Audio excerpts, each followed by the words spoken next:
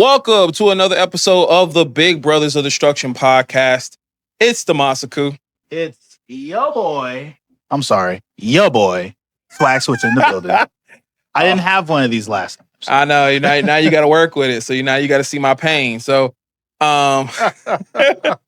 so guys, we're back with another episode. Last week we kind of talked about, some of the major moments that kind of built up from just wrestling in general, like the Wild Week of Wrestling. But this week we kind of wanted to boil down to the promos, the things that kind of get us going, the thing that sells us the most. Because I think last week we're going on a stage. We're going over the stages. Yeah, we was talking about the stages last week, the different Titantrons, as they say. Titantrons and things of that nature.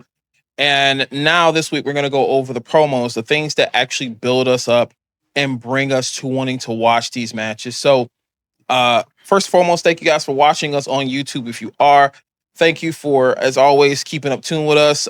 Make sure you like that, chokeslam that like button, tombstone the subscribe button. And let's get into the wacky world of wrestling, that WWW Swag Switcher. So what do you got for us this week? Well, also to add to that, please follow the Twitter account. Oh yeah, because Facebook. I've been trying to get better at using Twitter. I'm trying to be, and I do mean I'm trying social to be media. more active on Twitter, mostly just because wrestling has not been making it easy to do that. Nah, Wrestling, fam. What was this week, bro? Did you watch SmackDown? Yeah, I did. Yeah. I'm trying to think of like the other stuff, like with Collision and everything. Just period. Yeah. Period. I mean, this week of wrestling has another filler episode, I really feel. So I didn't even watch SmackDown. When I was on Twitter last night, while I was watching probably what was the only shining light this week, which was Triple-Lania, was like very interesting. While scrolling on Twitter, I mean, it was almost unanimous. Everyone was saying, let me put it this way. Everyone was saying how bad and how like boring SmackDown was, to the point where I was all like, guess I'll watch Collision instead. Which, spoiler alert, wasn't any better. I will say, it's like Collision does this weird thing where it's like they'll have things in there that are actually kind of cool and exciting. Like they'll have some interesting backstage antics that would happen, but it's like it's so outside of those, like everything is so out of place. Everything is extremely out of place with Collision. Like going into Dynamite, right? The first thing I just want to know, Dynamite felt like someone had taken all the ideas that they wanted in Dynamite, they put them on a table, mixed it up, and then told a kid, hey, I want you to put all of these in line with each other and tell me how you want it, and that's how we're going to do the show. And some child just decided to put all the pieces in line and be like, boom. And that was Dynamite. I mean, we kind of had that conversation the other week before. It was like, putting Swerve and Okada in a match. I'm like, who thought that was a good, I want to say who thought that was a good idea. Because I mean, like, it could be an amazing match, but like, it's going to be a good match that no one cares about. Yeah. And that's kind of what I felt like was Dynamite too. A lot of matches that were just like, okay. I mean, Darby Allin's still going after, John Moxley. They're still trying to build up that story and everything. But so looking at my notes, right? I'm talking literally Dynamite was just weird and just off kilter from start to finish. So going into it, MJF and Hangman Adam Page.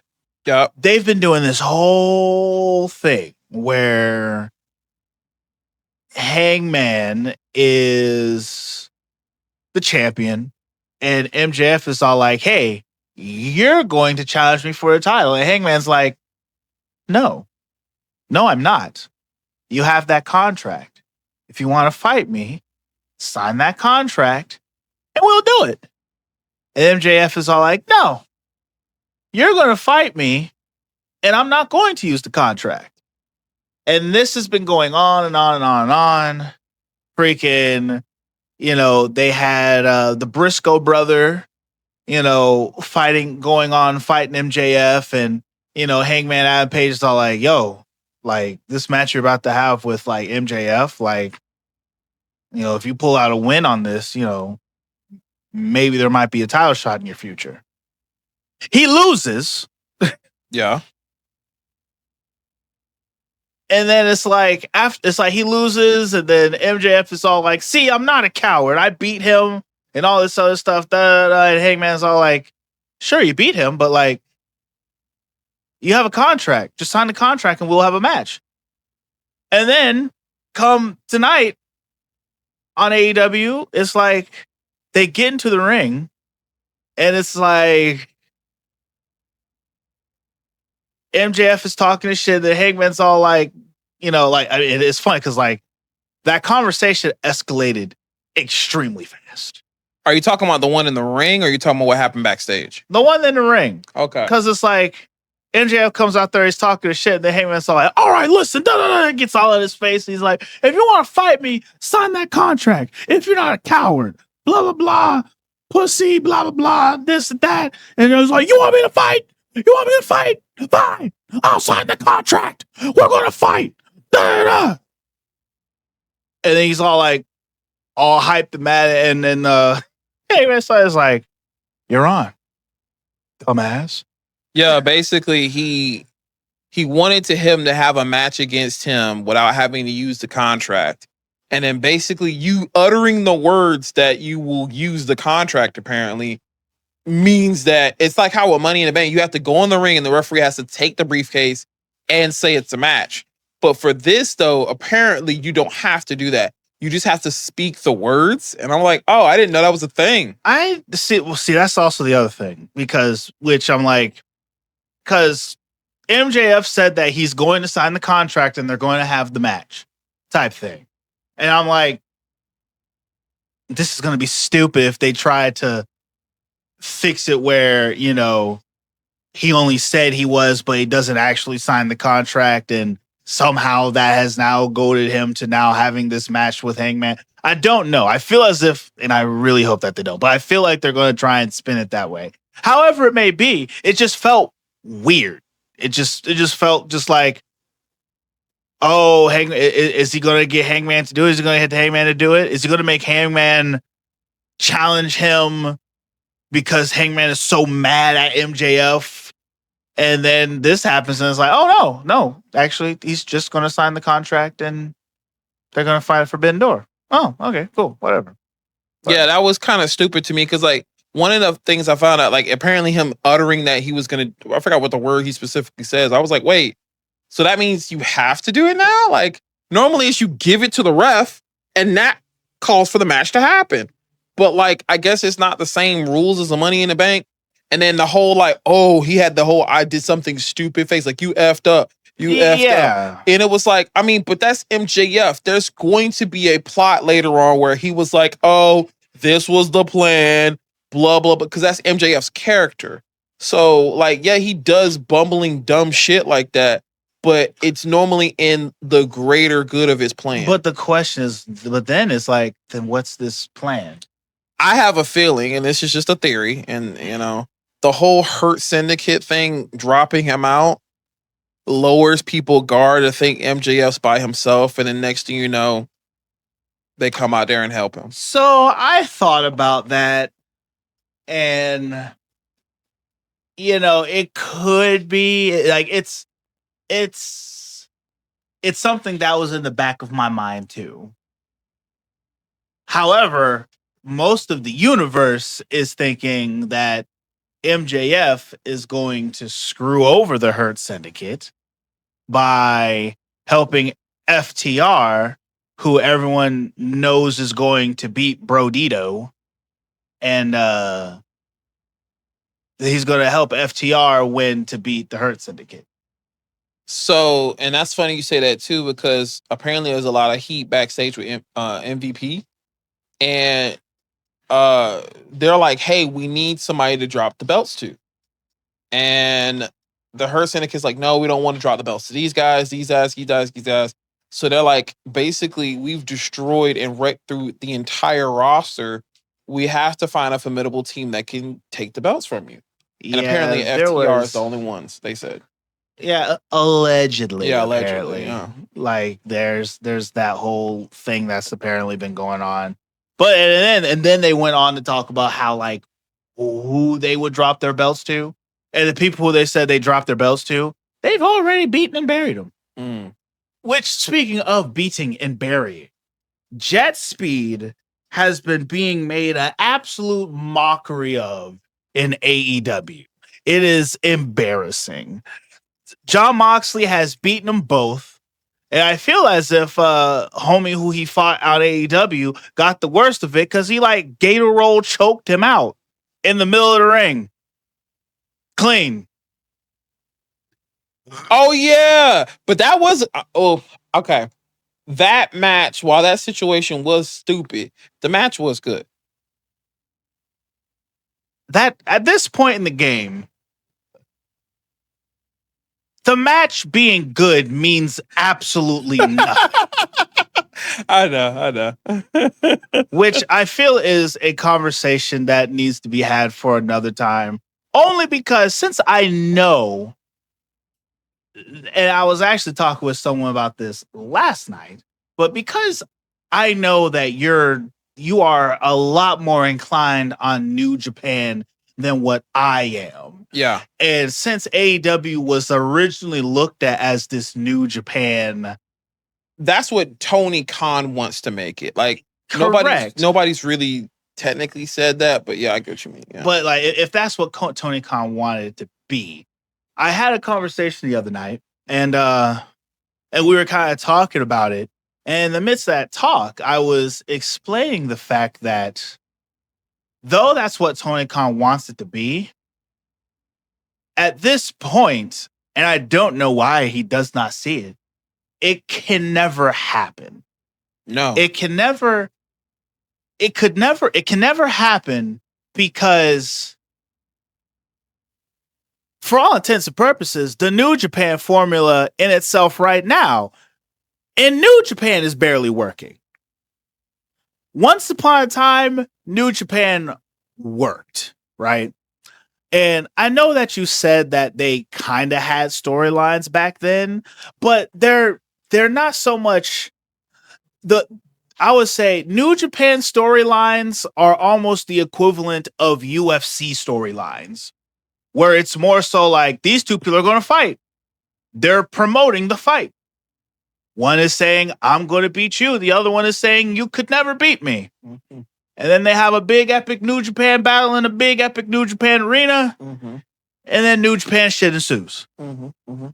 Outside of that, Bullet Club is just, hey, we're a bunch of white people or Americans, mostly white Americans.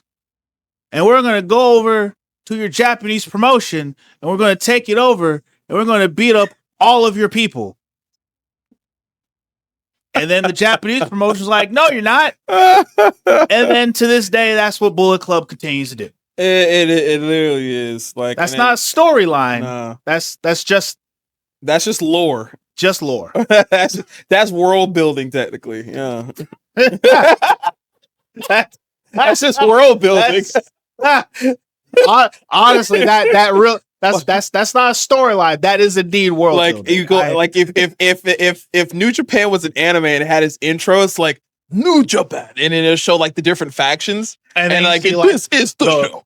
Like when they have like in the anime shows where it's like, you know, it's showing the different things. Just, you know, you see freaking Okada standing there all proud. Yeah. Like, and then it's like you see in the background like a bunch of dark figures, and then that's one evil, yeah. And then one steps out and like you don't see their face, but you just see Bullet Club. Yes. And then it cuts to another scene where they're running through the field, and then the next person show up, the Kenny Omega shows up. Yes. Just anime intro, have yeah. It's just world building. But it's like, but it's one of those things where, and this was in the revelation I came to realize, which is why it's never going to work, is because though that's kind of sort of how they've always done that in Japan. And even nowadays, as I said, it's barely working now. In America, when you look at wrestling dating all the way back to like the old early 70s Memphis phases, in the early, what do you call those? The early territory stuff. And even now, when I even go to wrestling schools and train, they always say, and they always swear by, it's about the story.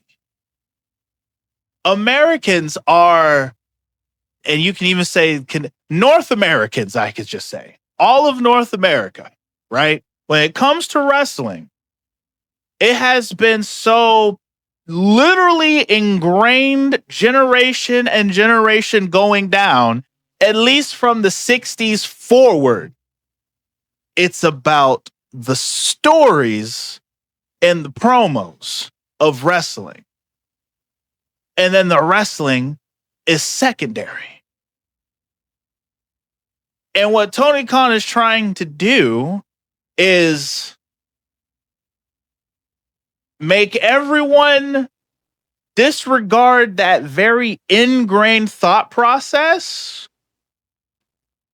And that's not working. And it's never going to work. Yeah, I mean, because like we are so prone to that, like that style of wrestling, where in Japan, like I said before, or you even said before, like there really wasn't an ability to create stories. It's like, yeah, they'll create stories in the ring and in certain segments, but like we as wrestling fans in North America, we are spoiled with the theatrical sense of what wrestling could be. I mean, we've had mythical, we have a guy who has satanic powers, who creates a ministry of darkness, who's doing rituals and shit. In the Attitude Era, we have, Japanese guys cutting off a fucking dude's dick. Like we've gotten to the, I won't say the cartoony nature, but like the carnival nature that can be wrestling with its story and the telling and stuff. Well, I mean, that's also what wrestling has always been. Yeah. Wrestling came from the carnival. Yeah. But even with that though, like, because you're just talking about from our generation forward. 1991 and 1990 moving forward. Yeah. But dial it back a little more, it's still always been about the story. Dusty Rhodes and Ric Flair. Absolutely. You know what I'm saying? Dial it back a little more. All the Memphis, Tennessee shit. Like, freaking, what was there? And even like, I don't know why this one came to mind. Probably because I've also been looking at a lot of Macho Man shit this past week. Because you stay. But, well, specifically because of what we're going to be talking about later. Yeah. But it's like, there was like this, like a storyline being like, when Macho Man and his father had their own promotion, right? And they was competing against Jerry Lawler's promotion type situation. And the vignettes and the promos that, Randy Savage was cutting, talking about how, he can beat Jerry Larry the King, and he was, attacking him and attacking his promotion and all that. There was that story there. I can't remember exactly how it got resolved. I'm pretty certain his father ended up losing the promotion. Okay. But I do think I think they did eventually have a match with each other. But it's one of those things where it has always been about the story and not about the wrestling. Yeah. It's always been about the heel coming out there, shitting on the babyface to the point where they're almost getting stabbed on the way out just because they bloodied their babyface in the ring, kind of thing. And that's what wrestling has always been. So then for Tony Khan to try and not do that, it's not working. And I feel like now with him trying to actually do it, it's not working because he's trying to create a universe and he's using way too many likenesses of other universes. Okay. New Japan universe don't work very well in like a WWE type universe. No. Okay. And a WWE type universe absolutely doesn't make a lick of fucking sense when you try to put it in a deathmatch wrestling universe. Yeah. Okay.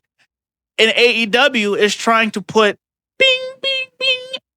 And it's not working at all. Mm-hmm. They're trying to be everything. They're trying to be everything. Is going to implode because there's elements here that won't work here. That elements that are here doesn't make any fucking sense here. Mm-hmm. Kind of thing.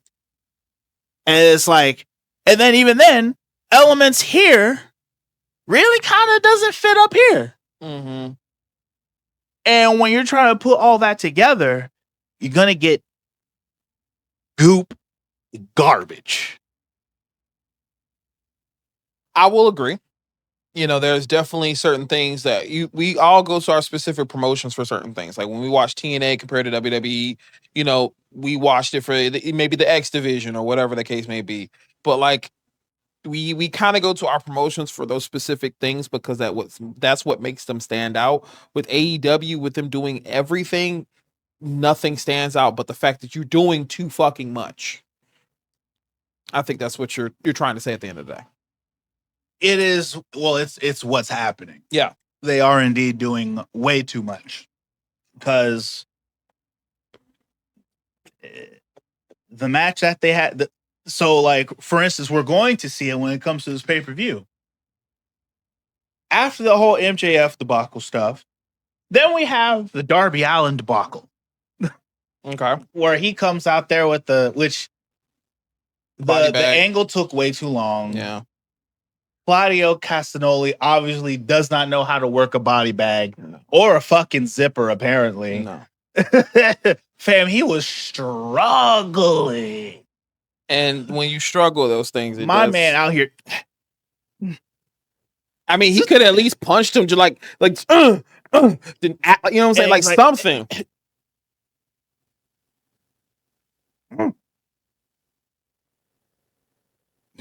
It was so bad. It was so bad. But then after he finally got it done, it's like he just puts him up on his shoulders and he spins him fucking around and drops on the ground like, all right, Claudio. So what they like to do with that is that's extra effect. That's the double effect. You know how when you attack as a fire Pokemon to you attack as a water Pokemon to a fire Pokemon, it's super effective. So what they're thinking in their mind is, okay, the normal tail spin, that only does 50%. In a body bag, extreme effect. Because he not only does he not know when he's going to drop, but he can't see when the drop happens. More so, I was thinking of for the breathing part because you know you're trying to breathe up there, you spinning, bro, you hyperventilating. That's what I was thinking. But you got a point there too. Oh, I mean, all right. I guess that helps it. Yeah, because especially if you're trying to learn how to fall, like if you're learning how to take the bump at the end. It was stupid. Yes, it was. I ain't gonna lie, it was stupid. Like anytime Darby Allin does the body bag thing, it's like, but it gets crazier because what was it? Right after the last pay-per-view, Will Ospreay comes out there and he's like, "Yeah, I got a fucked up neck, bruv, and I might be out for a bit because I gotta get my neck fixed." Oh yeah, I know you about to say. Go ahead, dog. Just for him to not only is he showing up, swinging and fighting like there's nothing wrong with him, but then he's like, "I'm going to challenge you guys to a 150 man cage match, lights out, unsanctioned. I'm gonna get my friends and my New Japan buddies." Well, hold on. If it is unsanctioned, that would make sense though, because what if he's not medically cleared?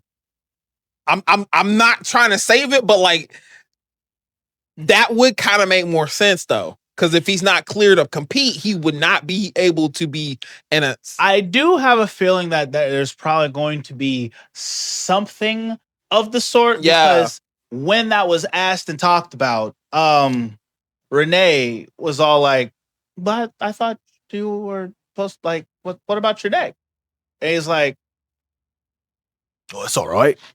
He just it's like, and we just plowed through that, just forward, like, you know, whatever. He could be trying to tough it out though, but yeah. That being said, Oh man, skipping all the way down, the only good thing about this whole night was the bit with which is crazy for me to say because I hate him, but at the same time, this whole shtick that the Bucks got going on. Oh yeah, with like, their theme and their entrance and shit. That shit is goofy, dog. And then they was sitting there in the extras jobber locker room when Moxley found him. Which another thing, their production was really crazy because they have the backstage segments where they've recorded Renee. But then it's like they will cut from a backstage segment with Renee, and also Renee standing in the middle of the ring. I didn't even notice that shit. When you're given garbage to watch, you find and notice things that you might not have noticed outside of if there was really good wrestling. There was no pause. It was just boom, boom. Yes. Damn. So that was just bad editing. Listen, they got Renee out there. It's like, all right, back to you guys. Fucking. Well, hey, look, that's the universe. That's the universe, bro. Oh. Apparently, they doing video game shit, so it's video game. Because only in the video game could you, and you know what I'm saying. So I'm not trying to make sense out of it. But I'm just picking at it because it's funny as fuck. It is literally a video game at that point. So the other thing that Aaron was like going on about is because it's like, Will Ospreay's like, yeah, I'm gonna make some calls and I'm gonna get some of my friends, Kota Ibushi, to help in this 10-man cage match against your friends, Moxley. They might as well just in blood and guts. Maybe they should have. I mean, yeah, because that's literally war games, and 5-5. You know what I'm saying? That's a lot of people in one ring. So the other thing that they had, so then after that happens, it goes to Jon Moxley. He's like, he's sitting there. He's like, what? Because he was like Kota Ibushi or whatever the other partner was like, oh. And then they like walk to the back, and then he goes into the jobber's room where he sees the Bucks, and then he closes the door. And then after the commercial break, so it's been decided it's going to be Jon Moxley and his Death Riders and the Young Bucks versus, and they got the whole graphic. And the kid, can't forget him because they're fucking assassinator in New Japan. Oh, Gabe Kidd. Gabe. Yeah. So be Wheeler, Casanoli, Moxley, Kidd, the Bucks. That's 6. Yeah, it is 6. Hold on, I have to look at the graphic. But in general, yeah. But it's like that's going to be the match, and they're like a cage match. But I'm like, how are you going to have all those guys in a cage? That's like a 12 man, because the only way that would make sense is if y'all was going to do a Hell in a Cell, and y'all can't do that. I mean, they technically could do a cage because they technically did Blood and Guts, which is literally war games. They just couldn't name it that. Unless they I don't think they trademarked the actual cage itself. Fair enough. But it would have to be like a Hell in a Cell type cage for it to I think to make sense. I don't know, but as of right now, it's that's gonna be a lot 100 of people shit. Fighting in a cage. That's a lot of shit. Yeah. They had a better chance of doing the Anarchy in Arena, which to me, as goofy as them shits are, they're just like it's like watching a bar fight. Honestly, it's just like being at the bar. And it's like these motherfuckers are going. Hey, yo, pass me that. This shit is stupid. You know what I'm saying? All that kind of shit. But like as a match, no. So that randomly happens now. Yeah. And then your main event of the evening. Your main event. The match that we've all been waiting for. An all-time possible spectacle. The last match of the night, what everyone was sitting in them seats and bought tickets and waited to see. The Ops versus all those Lucha guys. Samoa Joe's back after, getting his neck clamped just like he was filming some shit. Just like what's his name? Our resident Billy Goat. Yeah. And you know what? Samoa Joe, he came out to the ring. He held the belt up. Did his thing. They won the match. And he held his belt up some more. No questions as to how he's feeling, where he's been, what you got going on next. What's the plans moving forward, Joe? Any particular challenges maybe for the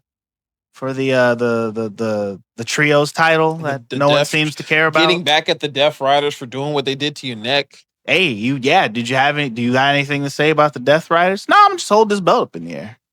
Cause we just beat some Lucha guys. Cause we're the Ops. Yeah, dumbass theme songs.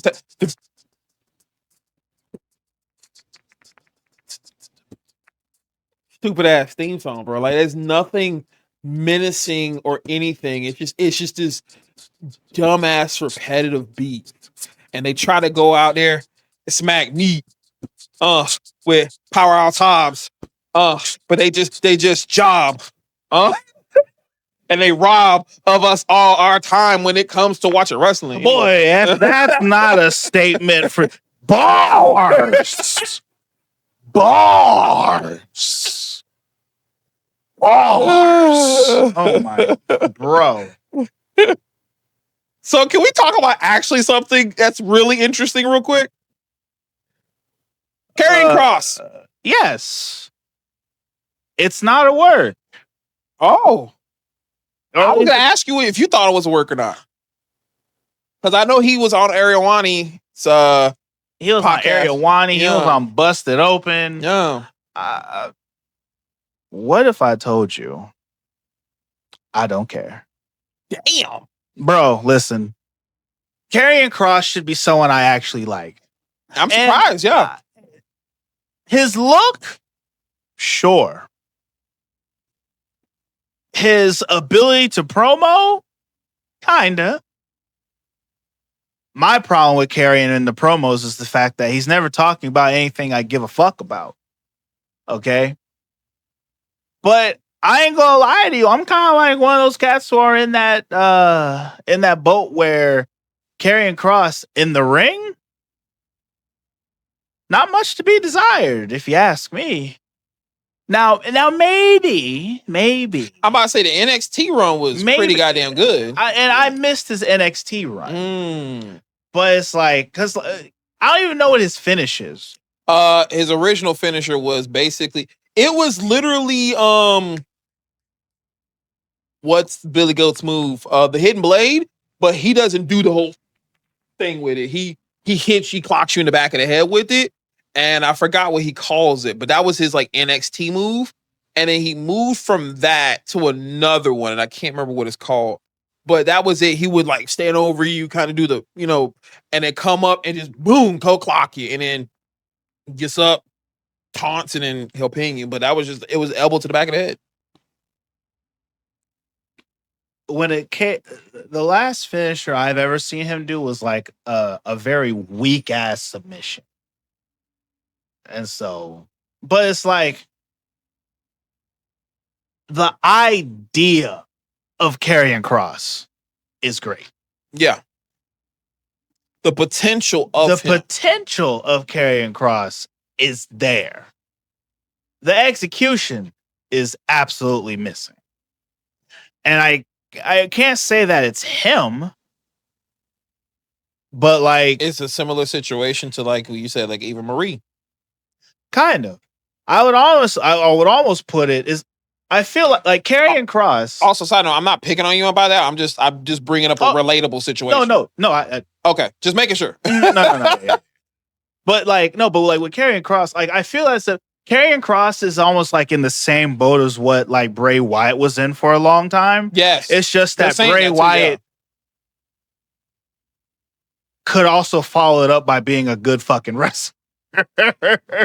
And then Bray Wyatt stuck it out, or he was able to stick it out long enough. Where life gave him lemons, he made lemonade. Karrion Kross, life gave him limes. He don't know what to fucking do with that. It's like they basically have the same situation of the kind of characters they are. Karrion Kross is not a wrestler you can kind of categorize, but the potential of the story and the person that he can be could be, if not on a level of a Bray Wyatt, but he could be. Yes. And that's where it's like Bray had the ability to still pull you in a match.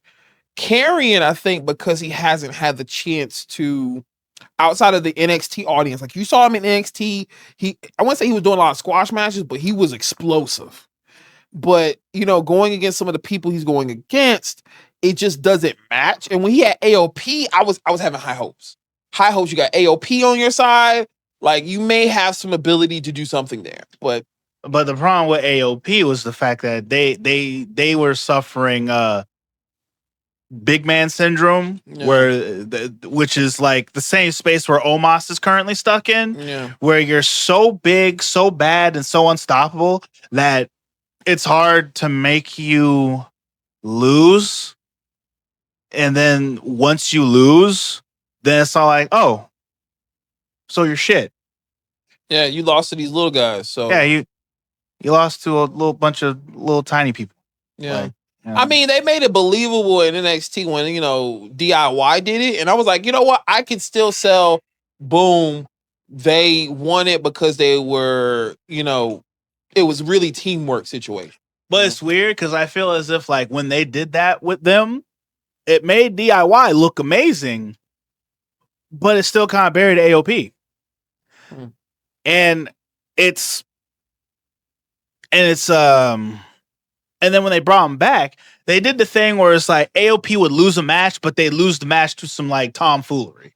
Kind of like some weird like DQ situation or some weird like count out situation, some distraction interference. Yeah. And it's like I can only watch them lose like that so many times. Yeah. And speaking of these stipulational foolish finishes, bro, on Raw.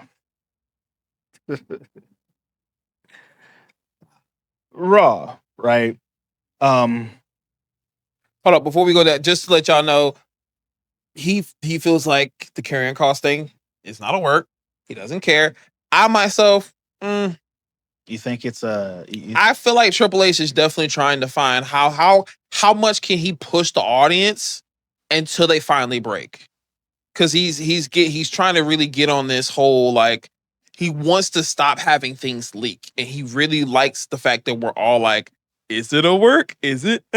So I kind of feel like Triple H has he's like, hey, he probably like called him and was like, yo, don't tell nobody fucking anything.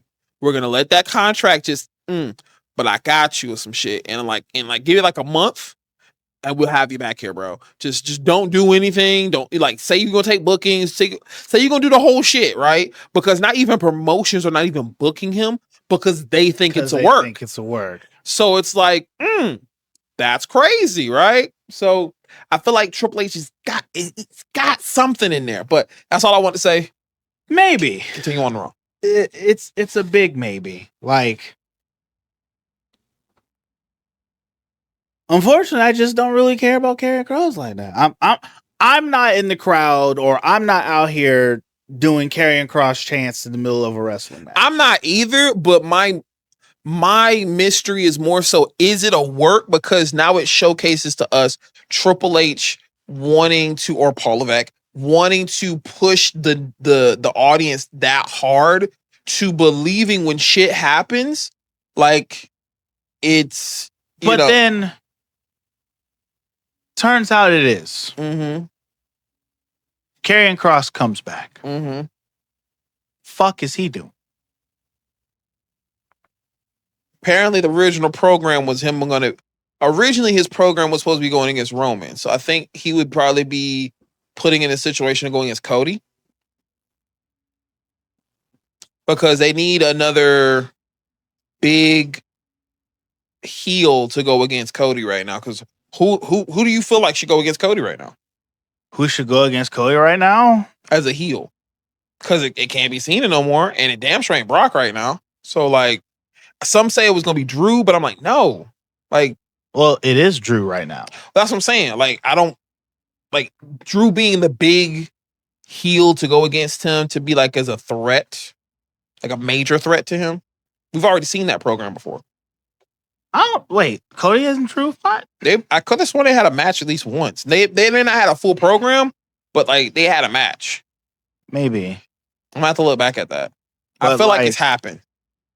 Listen, everything is in such a disarray on that side of WWE, the WWE title picture. And it's in such a weird space that almost feels as if no one really cares. No, excuse me. He went against Seth, I think. It wasn't Cody. Because I do remember he had a heavyweight title match or something like that, and it wasn't against Cody. Yeah, you're right. Oh, yeah. Continue. Yeah, no. As a matter of fact, now that you bring that up, yeah, no. He hasn't, Drew and Cody really haven't, they've interacted a lot, but it's like Drew's been on the opposite end of Cody, because Cody's been, for 2 years straight, was dealing with Roman Reigns, and then he's where he's at now. But it's like, honestly, I don't know, like, who, I mean, after this whole thing with Drew McIntyre, I don't know where Cody kind of goes. That's why I feel like Karrion Kross would be a good heel, because he'd be a fresh one. We need somebody fresh. Because like outside of that, like who else you think? It's not gonna be Carmelo Hayes, as much as I would like it to be. That feels so random to just be like, of all people to say. I was like, it's not gonna be Carmelo. Know that? Like, yeah, I mean, you're right. I mean, Carmelo, yeah, he is a heel, but like they're not gonna shoot him up as like the top heel right now. You know what I'm saying? Like we need a top heel, but fam. Oh, go ahead. Sorry.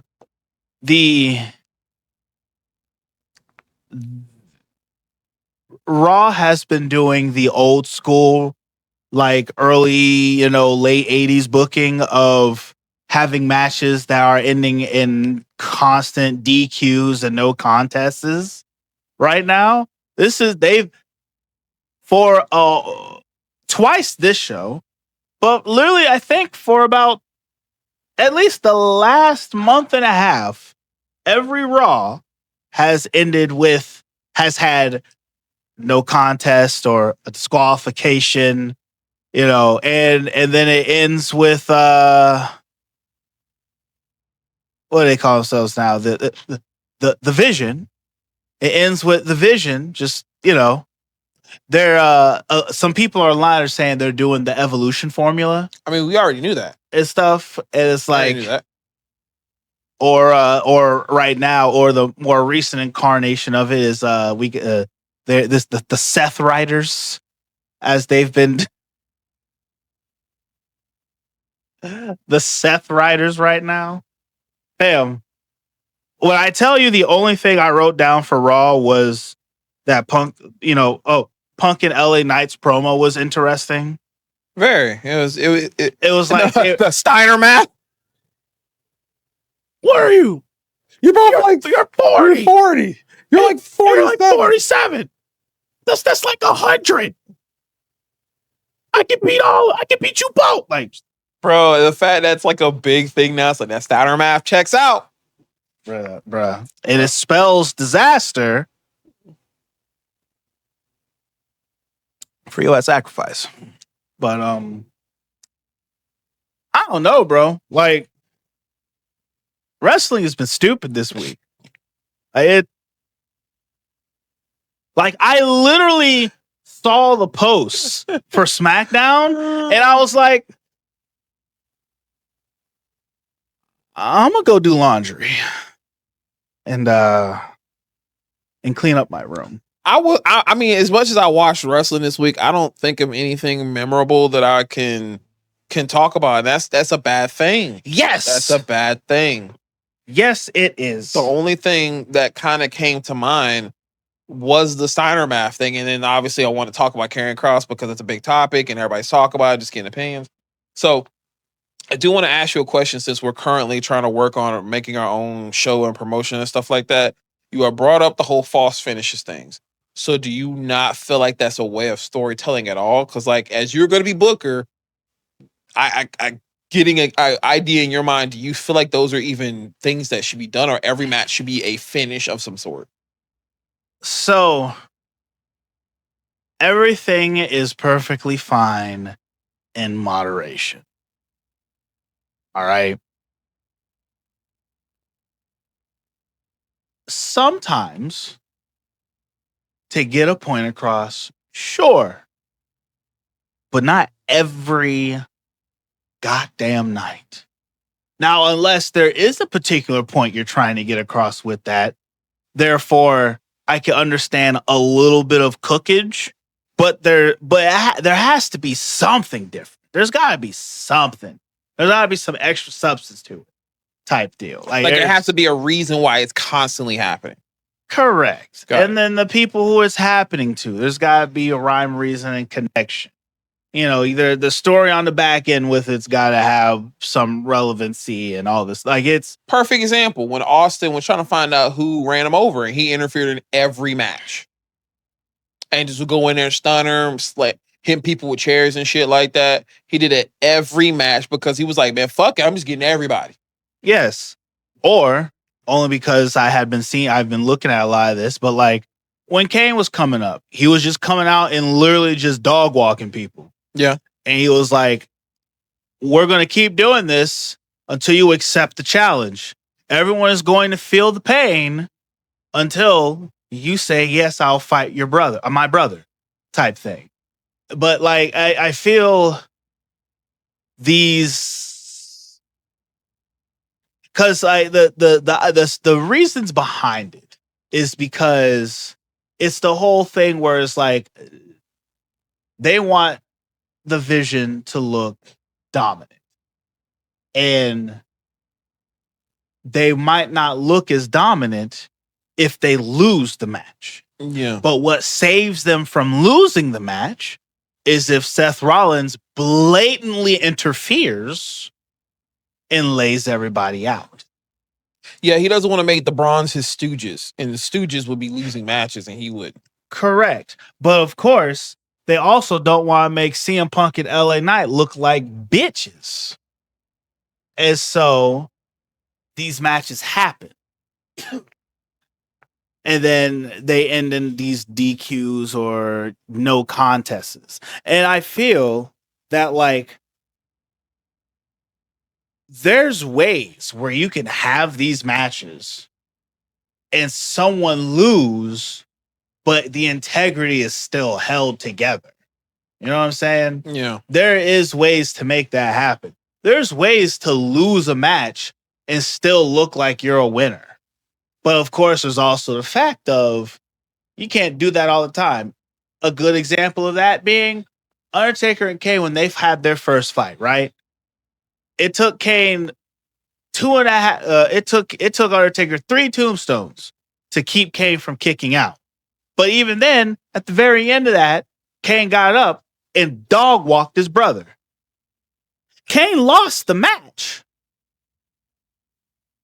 But then he got back up and showed himself as still being extremely strong type situation. And I feel because of the fact that we have the Braun Brawns, like for instance, like with this one, with the Braun Brawns going up against LA Knight and Punk, I feel if they, like, I feel as if they could have still had a definitive winner. Who do you think would have took the pin? How about that? I think that would kind of. Who do you think should have took the pin? I feel like that would help. If it was going to be the Braun Brawns that were supposed to go over and win, right? I would say CM Punk takes the pin. Yep.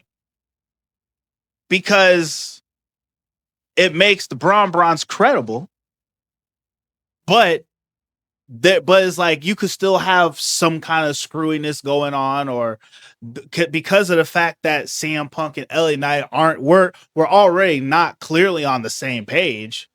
Something could have happened. And it looked as if that LA Knight was being incompetent when really there was some kind of distraction angle that ended up going down. Needless to say, the Braun Brawns come out with the win, and they end up being dominant. And now, or they could have still had someone lose and still had the angle where Seth Rollins comes out there and costs them the match, but not just completely throw the match out of the window, kind of thing. Like, there's no shame in losing, and there's ways to lose gracefully. But for some reason, they're not wanting to do it. I feel like if they do it, though, like if it was a no contest, it should be like, okay, well, guys, you keep wanting to do this and that. We'll either make it a steel cage or like we'll make it a no DQ the next match. You know, like it's something that it creates the reason why the next match is on pay-per-view. Something like that, you know. But or if we didn't have so many goddamn pay-per-views, we could do like some old Raw shit, and then next week it actually be a steel cage match at the end of Raw for the main event. Yeah. You know, a real main event. AEW, a real main event. This motherfucker. Were there any other points that you have for the Wild Week of Wrestling before we kind of go on the main topic? Well, the only other piece that I will say was AAA. Triple Manias, that show. Definitely watch it. It's on YouTube. It's a fun watch. It's crazy lucha shit. Like, more reasons why he got to watch Lucha Underground, bro. It's although like Lucha Underground is cinematic lucha. You know, which that's what I'm saying. I feel like you'll like it because the stories make sense. Yeah, like do lucha, that goofy shit that you'll see in AEW with selling and everything. Like they'll sell some shit over there. So like I feel like you'll like it. Oh, I know I will. Like I said, it's not like I have not watched it. I just haven't watched it in its entirety. Well, did you at least watch the first season? I can't tell you what I've watched. I'm about to say, because if you watch, have you watched at least the Ultima Lucha? No, I haven't like watched like pay-per-views or. So Ultima Lucha was basically the season finale, like episode. No, I didn't watch it. Would technically be their pay-per-view, but it'd be through 3 episodes. So like however many episodes that exist of Lucha Underground, I've watched. Huh? It's 3 seasons in total. So like out of 3 seasons, I've watched maybe 5 episodes. Okay. Not consecutively. Okay. So it's like I've seen it. I'm aware of some of the people who were on it, but like I haven't like did the deep dive on it. But it's like AAA Mania. It's definitely worth the watch. It was a little weird at the end because apparently Mexico really, really loves Alberto Del Rio. Yeah. They love him so much that their current champion is getting booed out of the stadium. I mean, heavy boos, bro.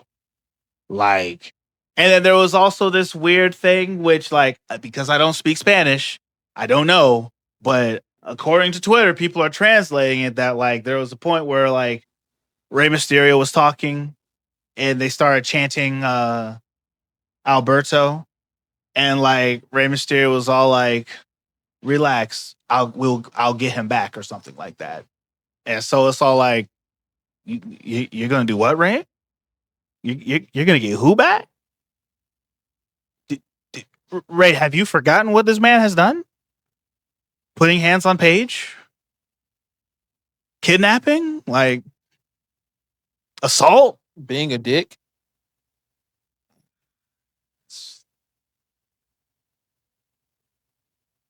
But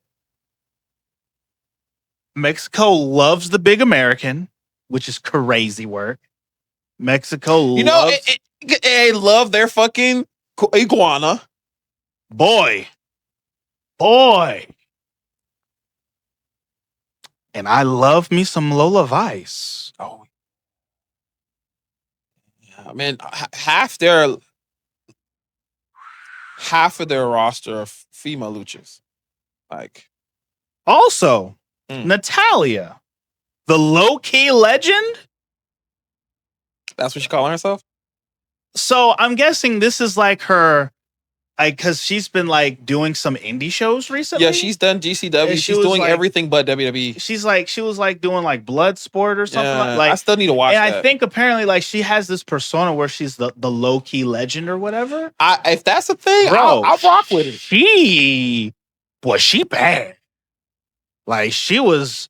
Was she at WrestleMania? She was there. She fought whoever the female women's champion that's there. Thick butt, juicy all around. Freaking, it was a triple threat. It was the women's champion that's there. I can't think of her name. There was another woman who came out there and she had like a whole like Indian chief's headdress on and all this other stuff. And then our low key legend, Natalia or Natty, and she was throwing bows, bro. Like I might have to see. Like this she now. was. However, though the cheeks were what I was looking at, the thing that was crazy about this match, and all the other matches for that matter, until the main event, bro, something is wrong with these lucha referees, bro.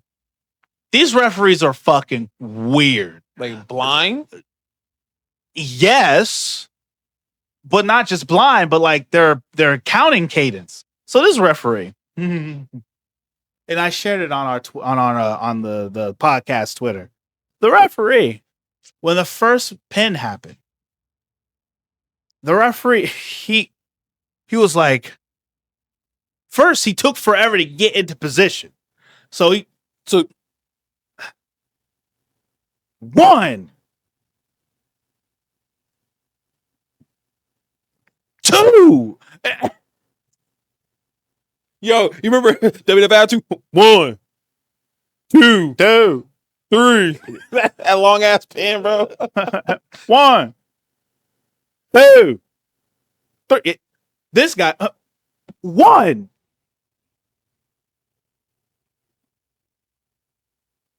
2, and then she kicked out, and I'm talking. Everyone's like, "Boo!" JBL over here defending him. He's like, "What do you want? He's doing his job." I'm like, "What the fuck was that?"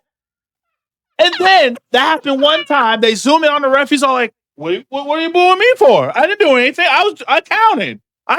He's all like, and then for the rest of the match, what if he was a heel referee? That's literally what everybody's saying. But it's like, that doesn't make any fucking sense. Heel referee. But so he's on nobody's side? So see the fucking world burn? So he was just doing it all over. Okay, never mind. Yes. So the first time it happened, it was it was a pin against the champ, right? And it was just,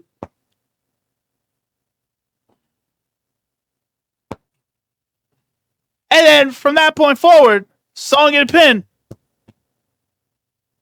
1, 2. 1, 2. I'm talking. He just boom, boom. I mean, he's slapping the mat quick. And it's like, what the fuck is going on, bro? I don't understand this. The whole time. And then the finish. The champion gets a roll-up pin. So let's say if the ropes are right here, right? Roll-up pin. The girl's feet are on the fucking ropes. The referee, so like, let's say the roll-up pin, and in front of me is the ropes. She rolls up. Her feet are touching and hitting the ropes when she rolls her up. The referee is facing this way. 1, 2, 3. Foot on the rope. Foot is clearly on the rope. Damn. I'm like I said, bro, just go to the Twitter. I'm gonna watch I've it. reshared it. Or just rewatch the pay-per-view. Because outside of that little foolishness, fucking remember Judas Messias from TNA? Remember when Abyss Judas Messias was the Kane to Abyss's Undertaker? Remember when his manager came out there and betrayed Abyss, and then he brought this new guy with the white eyes and the long hair and shit? Nah, I might have to see it though. Well, he's a champion, or at least he was. He was a champion in this promotion, and he came out, and I'm looking at this guy, I'm like, why do I know his face? Because he still puts the contacts in his eyes and stuff like that. And it took me a minute because I'm like, I know his face. And as I'm watching, I'm like, he was in TNA. But what was his name? And I ended up looking it up, and sure as shit, his name was Judas Messias. And he's better now. But back then, he was like someone who, like, he looked like he was supposed to be like this big bad monster of a guy. But like, one of the reasons why I felt like I couldn't be a monster if I was to be a wrestler is because he wasn't tall enough to be a monster. Just kind of like how going up against Abyss of all people. Just kind of like how Jeff Cobbs was supposed to be a monster in Lucha Underground. But I want you to see who he could have been when you're watching it. But yeah, no, like it was all pretty good. And of course, can't bring it up without bringing up the iguana versus the demon puppet. Wrap it up. Damn. But yeah, no. It's worth the watch. Honestly, it's better than everything that happened this week on all what the it shows. sounded like. It might be, yeah. It really was, especially with that ending at the end.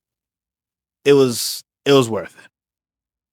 But oh yeah, and Vince McMahon apparently defended Hulk Hogan's honor, so that happened too. I mean, apparently he looks even worse. I mean, JR was saying something about him in his podcast, and I'm like, well, I mean, what about how Vince McMahon looks? Yeah, he looks like he has got a lot of surgery, a lot of surgeries on his face.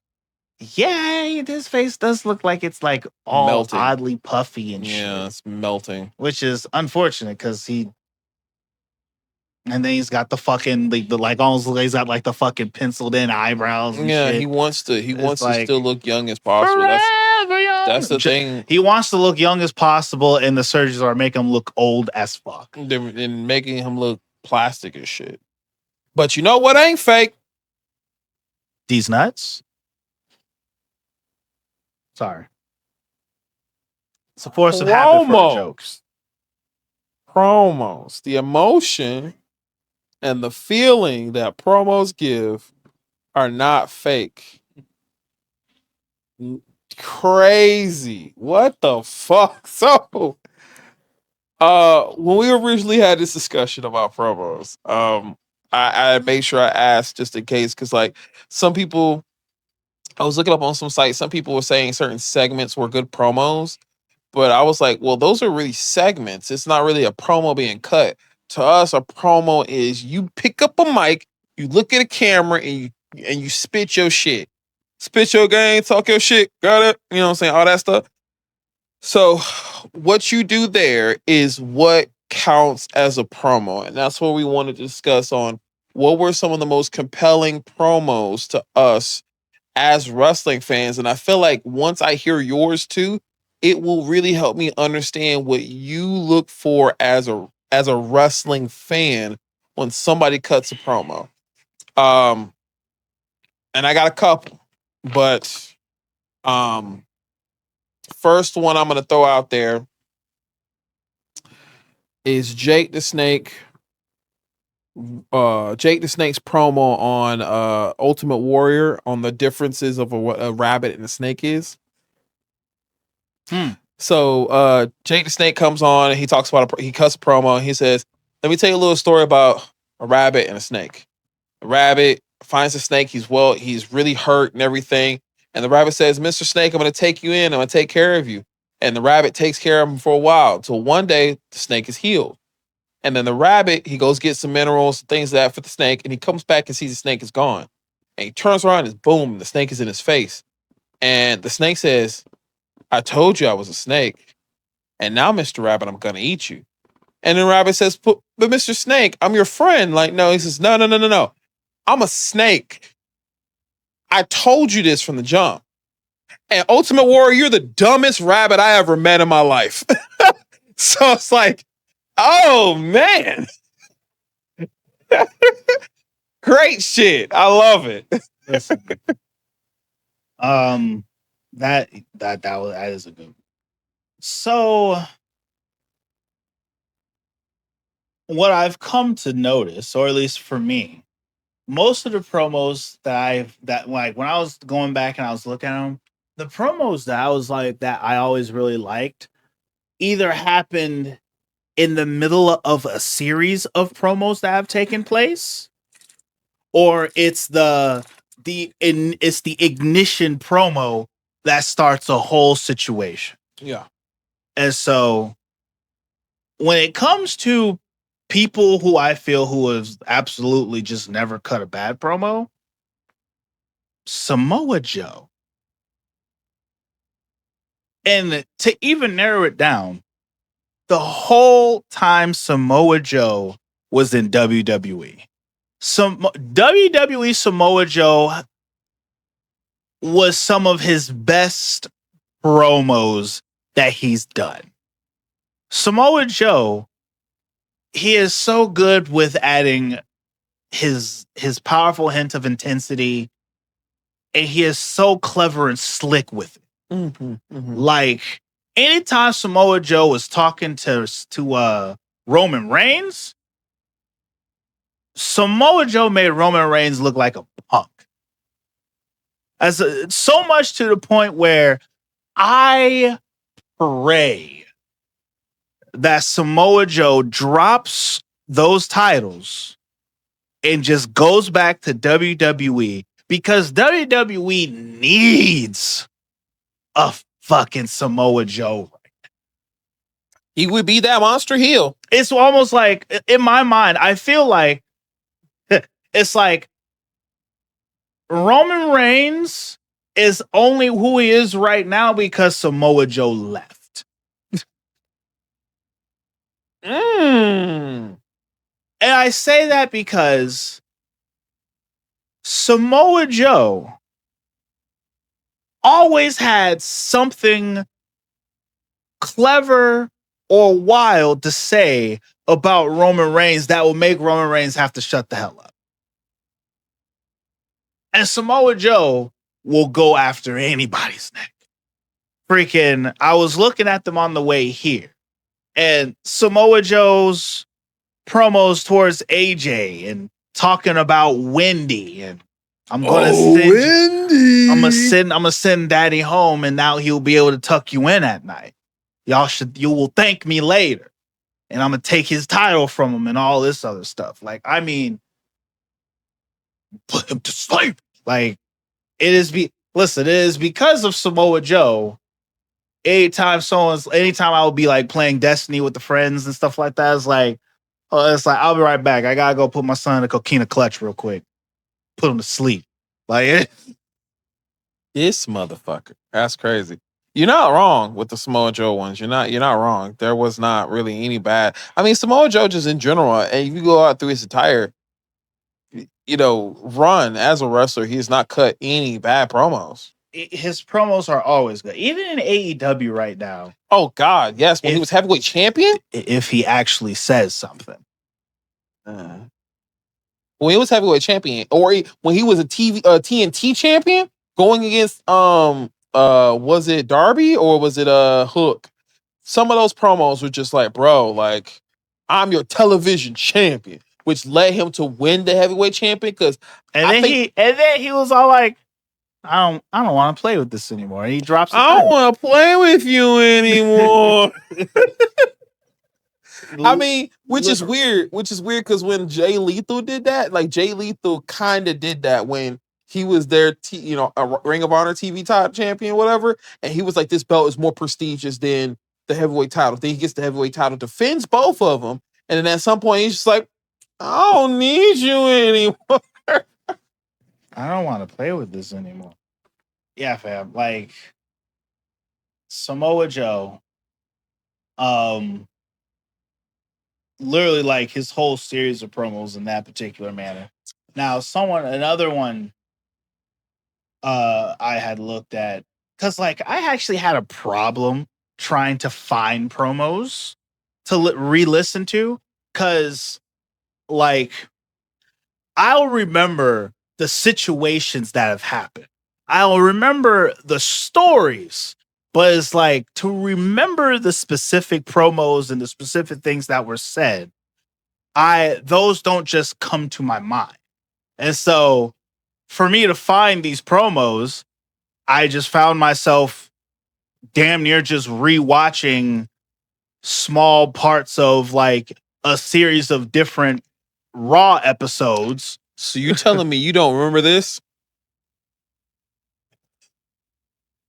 And when you look up to the heavens and you say, God, and he says, Bob, but my name's Billy. It doesn't matter what your name is. The Billy Gunn promo, like when The Rock did that promo on Billy Gunn, and literally destroyed his entire momentum. That promo destroyed Billy. He people never recovered that. from that. Like people say that, like even Billy Gunn was like, I don't think it did all of that. Like but like, I mean, I could see how it would seem like it did, but like I don't think it like destroyed his career. It destroyed. I said, but his run, his momentum, just his momentum. I don't think it did all of that, but like career no. So and that was another thing though, because like when I was looking at promos, I didn't look for the funny ones. Kind of look for all the compelling ones. I was looking for like the, fucking Grammy of the Year fucking promos and stuff. Like one of them I came across. Remember when Kane I think this was like 2009-ish. And the whole story was the fact that Undertaker was found knocked out in a vegetative state, and nobody knew who did it. And when it happened, Kane had, for all intents and purposes, a eulogy. Right? The Druids came out there and they brought an empty coffin, and they had the whole like.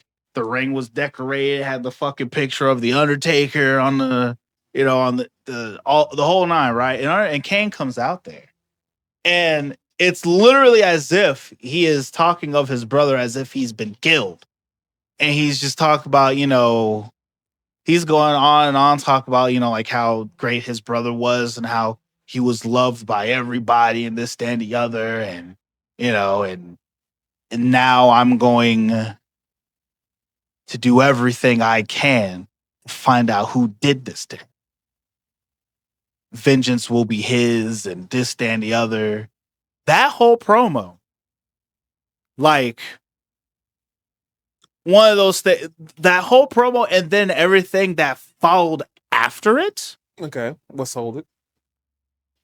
Absolutely solid.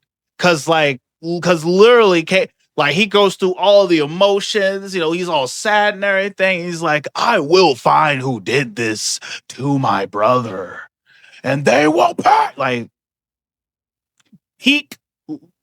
insane Kane at this time, just to find out it was him who did it the whole time. And then that's almost someone's like when Shawn Michaels found out Triple H did it. Like, it was me, you dumb son of a bitch. Oh, yeah. Anytime, sometimes Hunter, whenever he cusses, it's like the funniest shit ever. He's so serious about it. Like so So serious. He's so serious about it. And then talking about Triple H, another promo that I really like. I am the game? Huh? The I am the game one? No, actually. The one I was thinking about. It's actually it's Undertaker and Triple H going into their match that they had in Miami. Oh, the promo when they're in the ring staring at each other and just looking at the... Not that one. That was, even though it was a promo, that was good though. That was like good storytelling. No, this one is the one where Undertaker, he's all like, I can't live with the uncertainty of whether or not if I could beat you. And so I challenge you to a match, but then you said no. You will fight me at WrestleMania. And Triple H is all like, it's not what's best for business. I'm not doing it. There's nothing you can do to make me do it. And Taker's like, all right, that's cool. Coward. And then Triple H comes back in the ring, is all like, I see what you tried to do there. Trying to pull the coward string and everything, but I'm sorry, dead man. I'm not going to do it because I'm not the one who needs this win. It's you. You're the one who's got something to prove here. I am fine where I am. And he goes to leave again. And that's when Undertaker's all like, you know what? I figured this would be something typical of you. You know, you're just afraid that you're going to be no better than Shawn Michaels. Because I beat him. And you know, just like him, you can't beat me either. And that's when Triple H blows his top and he gets all in Undertaker's face and he's all like, listen, I don't care what you say, but I know I'm better than Shawn Michaels and all this other stuff. And that's when he starts getting all fucking riled up. And he's like, you want to do this? Fine, we'll do it. But we're going to make sure that when it's done, we do it right. Hell in a Cell, blah. And he goes all into the whole theatrics about it and stuff like that. And it's one of those things when I'm watching this, it's like, that's how you get somebody wanting to watch a match. All of those promos, any promo that Samoa Joe did, like specifically the series of promos that he cut on AJ Styles, I couldn't wait to see them have their fucking match. When Kane cut his promo on Undertaker, when he had won the heavyweight title, and he's all like, I have your holy grail now, and you're not going to be able to take this from me. Ever since I stepped foot into this company, my goal was to be the better brother, and now this shows that I am. Ooh, yeah. Then for him to go on and proceed to beat Undertaker 3 times in a row, and every time came out here talking even more good shit, like, bro. So if we're talking about that, then I will say anytime I ever want to see a promo, if not a package that gets me going again, is always Royal Rumble 2000, Triple H versus Cactus Jack.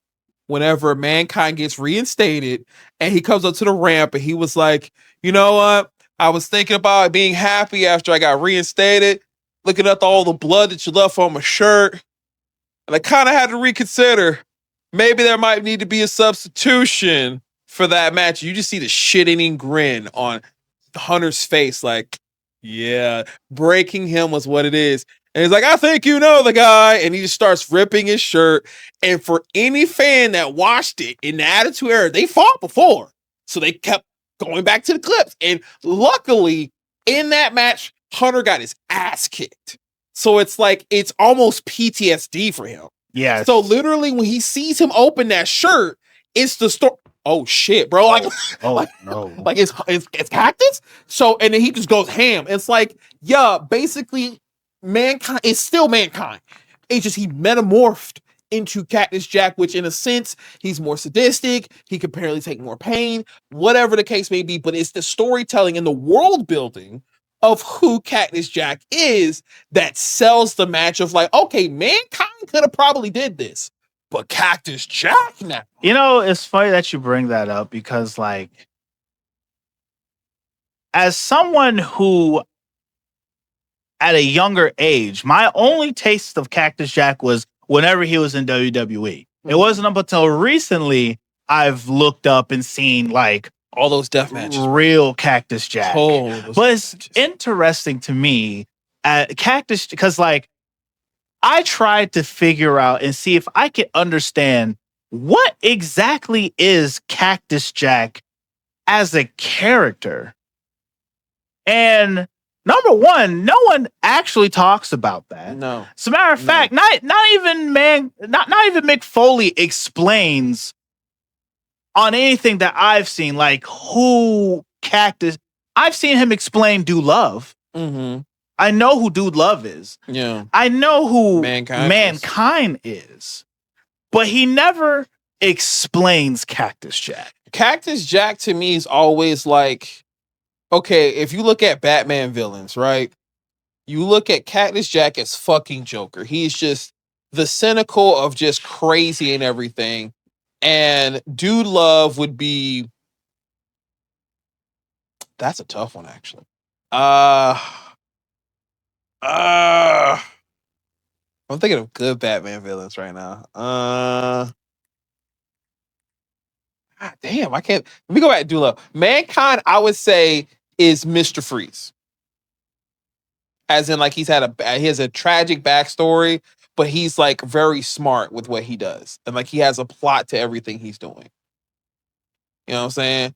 But also he's a little tormented, right? And inner tormented. It's probably a better villain, but I'm just putting in situations. They're like different villains, different situations. But like whenever Cactus Jack comes out, it's the utmost chaos. It's the high point of all the chaos, right? That lives in your head. Yeah, which is about as closest to an explanation I've ever gotten. Because it's like Mankind.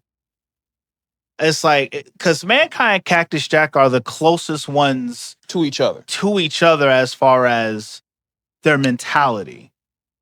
Goku, regular level, Kaioken. Well, I mean, I can see what you're trying to get at with that. It's like, for me, it's like Mankind, is this troubled, demented, this troubled, slightly demented crazy, right? Cactus Jack is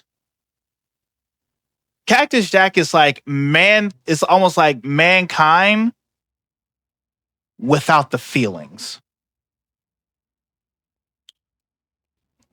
I was about to say almost leaning into other medical things. I don't know what's one with categorized. Like, these are alters. These are almost alters. They really are. They are alters. But it's like, because, so for example, I know like with Kane, right? Yeah. Kane, there was Kane when he first showed up. And then as Kane interacted with more people, he slowly but surely became more human type thing. And then, but then like when they forced him to take his mask off, I do believe the way he kind of sort of like explained it was like him wearing the mask was like a way of almost like masking and hiding all of his like insecurities and his want to have people care about him and love him and all this other stuff. When the mask came off, he went full psychotic and started literally committing like war crimes on a nightly basis because he now realizes he no longer has anything to hide. Everyone can see the full him, and the full him is this crazy psychopath with this want to, for all intents and purposes, kill. Yeah, I mean, he lit fucking JR on fire. I mean, lit JR on fire, set electricity to Shane McMahon's nuts. Tombstone Linda McMahon multiple times. Tombstone Linda McMahon on the steel ramp. Chokeslam Eric Bischoff. Yeah, chokeslammed Eric Bischoff. I'm talking. We don't count Embrace the Hate because he did wheel off. He almost killed Trish Stratus. Yeah. That video, that video popped up. That video popped up at random for me the other day because it's like, Eric Bischoff. I was like, hey, listen, I know you were supposed to be having a championship match tonight, but that's not gonna happen. But I know you're a fighting competitor, so I've made arrangements and I have a match for you. So just bear with me. They're on their way to the ring. Boom! And Kane just starts walking out. And Trish's like, hey, ref, hey, ref, yo, referee, what is this? What's happening? And of course, referee's all like, hey, girl, I just work here. I just count 1, 2, 3. You know what I'm saying? Make sure there's no DQ. I don't know what you want. And Kane gets in the ring, and Trish is all like, listen, we don't have to do this. Kane's just, and it's funny because like Kane, he takes it less like that. I used to love that shit. I used to love that shit. And it's like, what was funny is like he took the black towel off and he threw it, and it freaking landed perfectly on the top rope. Mm-hmm. Just boing. It's perfect land. And it's like, referee's looking at her like, ring the bell. Damn shame.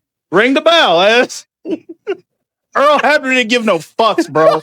Earl Hebner did not give 80 fucks, dog. Like Earl Hebner, she's all like, ref, can he do that? He's like, yeah, he can. God damn. And Kane grabbed her, drug her to her middle of the ring, and Earl Hebner's just like,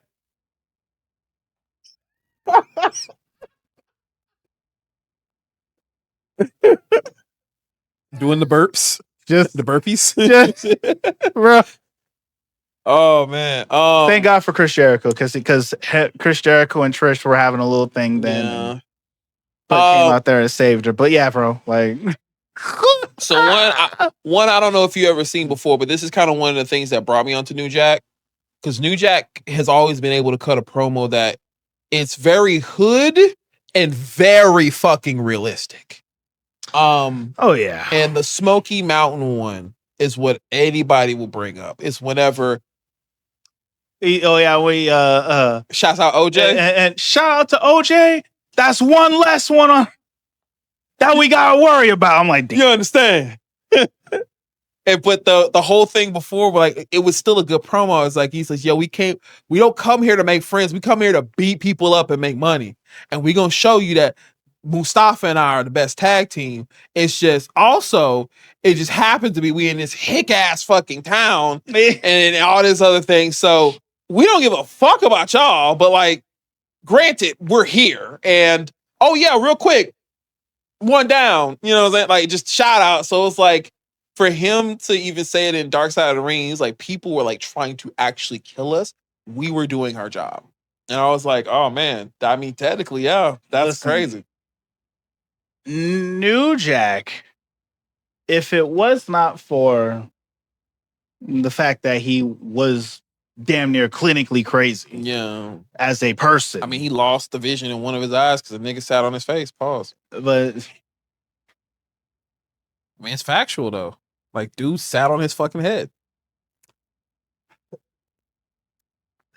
and smashed it. Dude actually did a front flip on his head too.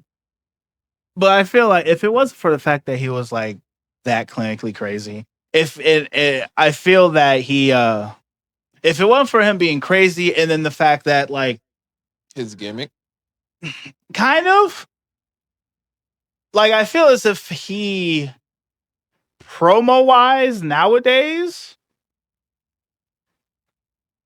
if you could trust what he was going to say. Mm-hmm. And if he wasn't, he was actually quite the businessman, I feel he'd be great.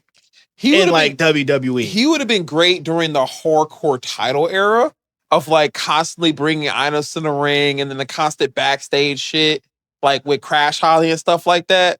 Like, I feel like that era of hardcoreness, I feel like he'd have been good in. Probably. No. Like he probably in the hardcore era, he probably would have been real good in that.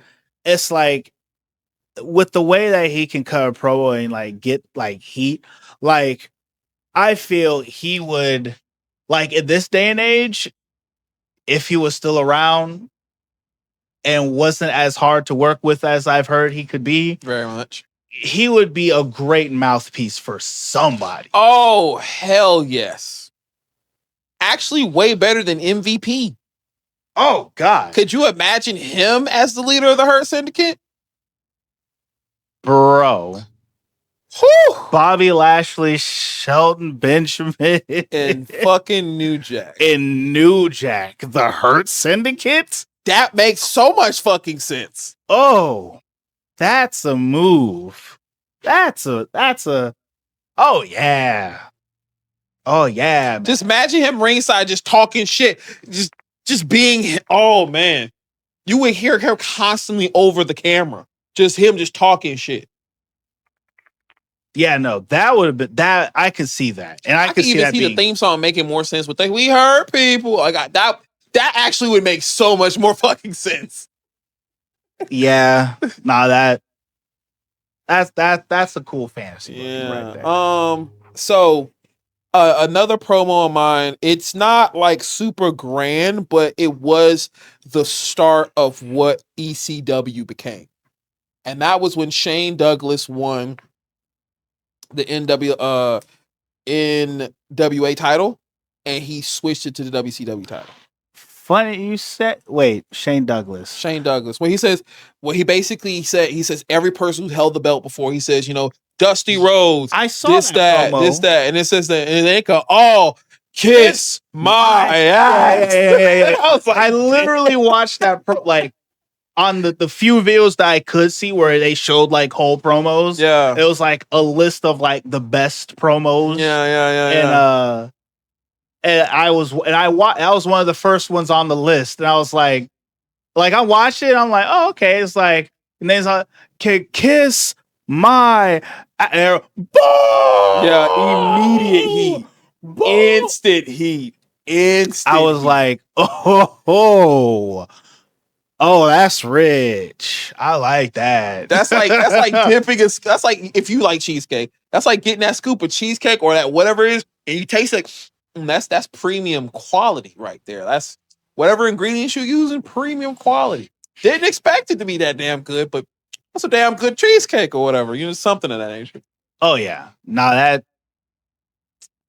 yes, that one was a good one. That was one that, like I said, like in my pursuit of finding ones, that one came up, and I'm like, oh, all right, I see y'all on this one. There was one that I saw. You might know about this one. It was a ECW one, and it was the Dudley Boys. Anything the Dudley Boys did promo wise, and I think it was at a time when they had just became, I guess, like the 6-time champions. Was it when them walking out the ring and they? One of the main things that happened was, hold on, what was it? They were, because they was talking shit to somebody to the audience. Were they talking shit to the audience? Yes. Yeah, because that was their thing. Was they would go out into the audience and talk so much shit and rile up the audience. That was just their thing. Because oh man, I can't quite remember what specifically that they did that time. And then they had like this other guy in the ring who was like, he kept on speaking in these like these goofy ass rhymes. Oh, Gardner. Yeah. Joe Gardner, yeah. Which is that motherfucking guy. I'm sorry. He'd be like, Joe Gardner, who always make the ladies hurl. So like he'll just say some dumbass rhyme, and it'd be like, low key kind of cooking. Like it's sleazy, but he's like funny ass rhymes, and he just comes up with them. This was the before John Cena became a thing. Yeah, no, yeah, he said some wild ass shit when he was during this particular promo, and then it was like almost like a 10-minute ordeal, and it's like literally it was like the Dudley Boys came out there, glazing themselves, and then just started talking shit to the people in the crowd, and then the guy who you're talking about, he just comes out there, and he's building up to this point just to say the 6-time tag team champions. Oh yeah, the Dudley Boys. Yeah. And then they also had this like I forget, I don't remember his name, but he I guess their sign guy or whatever. Yeah, it's Dudley Sign. Dudley Sign. They got Big Dick Sign, Big Dick Dudley, and Sign Guy Dudley. Yeah, sign guy Dudley came out there and was giving his spill, and so it was like. And then another promo I saw was it was RVD with the TV title, and he had the broken leg. And all you're hearing is Bill just fucking blowing the goddamn whistle the whole time. But I guess it was so the guy who is now known as Don Callis, which boy, how the mighty have fallen. He had so much hair back then. Yeah. He had locks. And now he's bald. You know he was in WWE at one point, right? What was he doing in WWE? He had you remember when I want to say it's Corgan or whatever. Remember the Odysseys? Yes. Remember the big overgrown guy or whatever? The one who in the game, okay, he will always do the yes. So that guy, he originally came as like a big monster heel, and he had like a whole militant behind him. And he was running the militant, and I think he also was running. I remember that group. Yeah, that was him. And then he left and then went to ECW. Okay. I've seen him. I only in recent times I've seen him most of his I've seen most of him in ECW because he was supposed to be like some guy that from was the network. He was trying to get ECW off the air. Yeah. Kind of thing. And then like he was in TNA for a brief moment. But like now he's trying to build the biggest group using Brown Noise as a theme song. Is that what that is? It's Brown Noise. Brown Noise? Yeah. There are different styles of noise. There's white noise, there's black noise, there's even blue noise, and then there's brown noise. Oh. Yeah. That's okay. I'm guessing what is it that brown noise is supposed to involve? I forgot what it is, but when next time you listen to it, it basically sounds like the intro to the Earthquakes theme song. Or the natural disaster that. Yeah. So that's brown noise. And it's supposed to be somewhat natural to like this white noise that we hear in the background, but it also is a little bit louder. I forgot the full definition of it, but yeah, like to listen to it, I can listen to things and say like, okay, I know what noise that is, but that is totally brown noise. It's weird. Interesting. Yeah. Hey, if anyone knows any more about brown noise, put it in the comment section. Yeah. So that I can read it and understand. I mean, I'll probably just pull it up for you because I know I have it in like notes and shit, but like off the top of my head, because my years of audio background, there's certain things you remember, certain things you forget. So that's where that comes from. Yeah. Because like, I remember when we used to edit music, like the biggest thing I hated was white noise. I used to hate that. Yeah, like that. Yeah, but just take that, but intensify it. But it's not as sharp. It's kind of like. It's kind of almost it's almost as natural as you breathe. Got it. Kind of thing. So, but yeah, there's white noise, there's blue noise, there's black noise, there's brown noise. There's so many different styles of noises. Side note, not related. For anybody that listens to the rain sound effects on YouTube, that is literally somebody just cooking chicken. It's literally somebody just cooking chicken. Popping grease. That's all it is. It is only cooking. You're not even getting any of those rain droplets. It's literally somebody cooking on the stove and putting a microphone to it. Look it up. Interesting. Yeah. See, there used to be this website, and this is going way off topic, but there used to be this website that I actually used to go to. And it was literally like called like Rain something. Yeah. And like I think I know what you're talking about. Yeah, because we used to have it. And I used to. It's fun. This was during a time where I was like experimenting with sleeping. Mm-hmm. Like I was like, I wonder if this actually helps me sleep. The answer is no, it didn't. But like, it was nice to just. It was really interesting to hear because when you put headphones on, and it's like it was it's actual rain.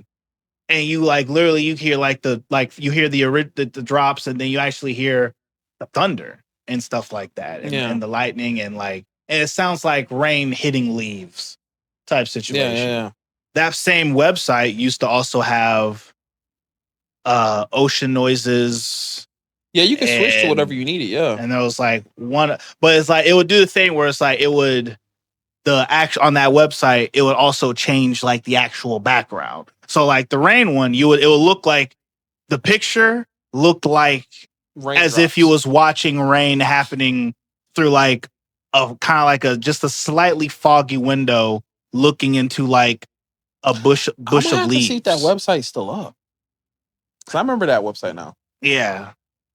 But and actually it was using that website was how I actually wrote the song Ocean Breeze. So there's that. Interesting. Well, 2 more promos. Let's 2 more that kind of come to mind and kind of see where that kind of leads us for next episode. Do you have any promos that you didn't think of? That's actually a funny question to ask. Oh, one promo that I put down, and this one was really good. Eddie Guerrero and Brock Lesnar. Yeah. Mm-hmm. No Way Out. The my high one? Yes. Yes, that was such a good fucking That promo. was a good promo. Oh my God. That one was fucking soft. I think that was the promo that got him the belt though. Yes, he won the belt that literally that pay-per-view he beat Brock. What I mean like is in probably the original program he wasn't winning. Cause I think that might have been a thing. And then like Vince saw that was like, no, actually you're going over now. You kind of have to go over.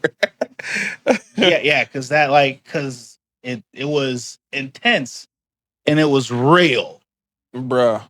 Like it has such a heavy element of realness to it. Brock and it showed how much how much he wanted to get that title.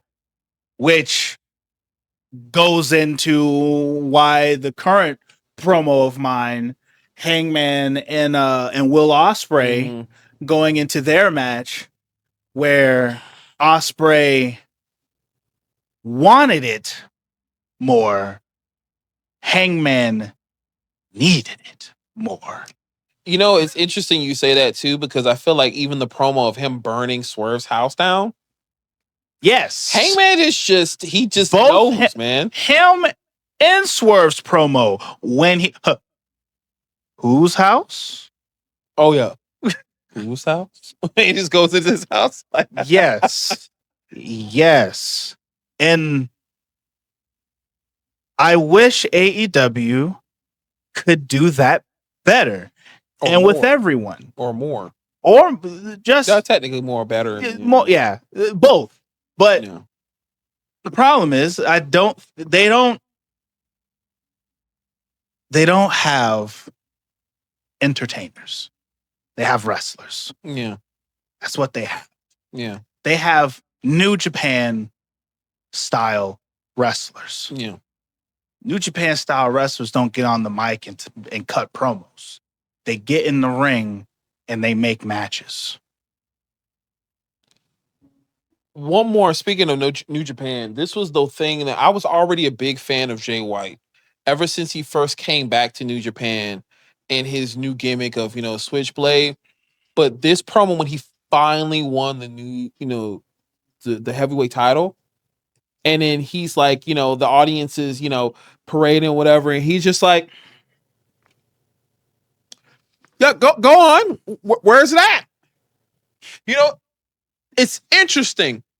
I left New Japan to do my excursion everywhere else, Mexico and all that stuff, as a young lion. And then I come back. Nobody cared. But the part that hits me the most is that I said goodbye to y'all. Like, y'all were my family. And this really meant a lot to me. And it was sad that I was leaving. I didn't care. And I go off do my excursion and come back. And the first time I come back, I'm getting this bell. Where's my fucking applause? Where is the sign that you fucking care? Aren't you supposed to be my family? Where? And I'm like, oh man. It was just like he was letting it build. I was like, what is he doing? What is he doing? Where's my fucking like, oh man. And then he goes backstage and he's like, I am literally the catalyst of professional wrestling. If it wasn't for me beating Kenny Omega when I came back and took the US title, you wouldn't have an AEW. And I'm like, he did leave. Okay. And he's like, and if it wasn't for me doing this and that, you probably wouldn't see the Bucks. You wouldn't see this. You wouldn't see, like, every situation really was him going against the person and changing the situation. I was like, listen, Jay White's that dude. Yeah. Like he has definitely shown me a reason why he should be liked as much as he is. I really feel like he should have stayed in New Japan. But anyway. Wait, what? I feel like he should have stayed in Japan because he ain't doing shit in AEW. I don't think he's a WWE guy. I don't feel like he's a WWE guy. He wouldn't.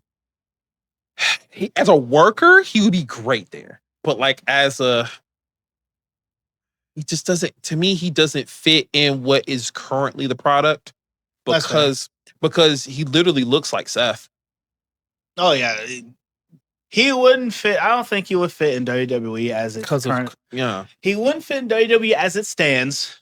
Honestly, outside of possibly New Japan, AEW is where he is the best place for him. Yeah. But they don't even know what the fuck to do with him. So it's like, bro, you might as well just stay in New Japan. Granted, it's got a great theme song. The Bang Bang Gang. Oh, that you talking about that one? I thought you meant the Switchblade. No, that song is good too. Yeah. But like, cause on Collision, the Bang Bang Gang came out there. I love their whole intro with the spotlight. That shit is fire, bro. Yeah, that goes hard. They one time came out to 50 Cent's Mini Man. You ain't see that shit? No. Bro, the Guns came out to that shit. It was like, Mini Man, wish the fuck. It's actually legit. I don't know how the fuck they did that, but he actually came out to Mini Man. That's crazy. That shit was fire. I'll show it to you after the pod, but like it's a legit thing. Yeah. Now I have to see that. I gotta figure it out. That's funny though. Oh man. So I kind of also want to leave the floor to you if you had an idea for an episode next week. I mean, I kind of have some things we could talk about, but leading it up to you, do you have anything that is pressing on your mind that you would like to discuss? I don't know. I really feel as if we need to just like have a whole sit down on the state of wrestling. Okay. Like I have been seeing it and people, and I guess because we're in August going into September. So like we're getting close to the end of the year and people are like hard body saying this has been one of the worst years of wrestling. What? Yes, apparently. Like I don't know if what we're comparing it to. I can at least agree that this year kind of has been a shitty year. I'm sorry, everything beats the PG era for me. Everything beats the PG era. What I think is the situation that's going on, and this is something I definitely felt going back and listening to these promos and reliving some of these old moments. It's like in the very beginning, we've been being fed like top shelf food. Yes. For a very long time, or at least for a good amount of time. Mm-hmm. And then as time has gone on, they slowly gave us less good. We started going down a couple of shelves. But originally it was kind of being done at a rate where by the time you realize it, and you're all like, wait a second, what happened to all the top shelf food? You're eating fucking oats and shit, right? And then